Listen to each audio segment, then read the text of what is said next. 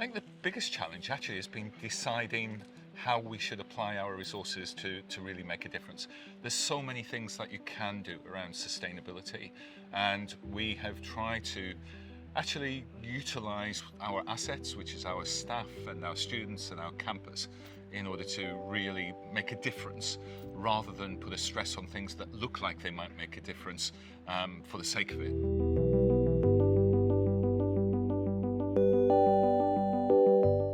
I think there's a couple of things. The first thing is to really try and embed the whole agenda across the university, because a lot of the challenge is actually getting everybody to think about what they can do, and I think we've really achieved that. And so when I get to the point where both the staff and the students are challenging me on what we can do, then actually that's a sign that things are going well.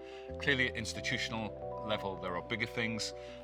We've just switched on 12,500 solar panels on campus in the last couple of weeks, and as we stand here, 2 wind turbines are being constructed as well, and together they will produce 50% of the campus electricity that we require in the future. So just one example of a big thing that we can do on campus, really for the good of the university, but also as a model that other people can look to and hopefully take some advantage from.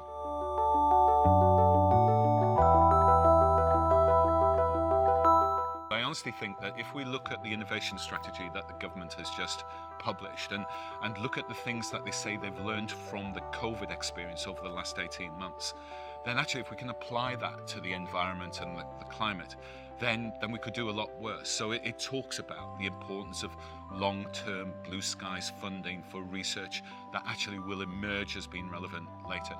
It talks about collaboration between universities, it talks about collaboration between universities and the private sector, and it talks about international collaboration, all coming together to actually produce something that has a real impact. And as I say, if we can apply that to the climate and to sustainability, then we'll have a really, really good framework from which to work.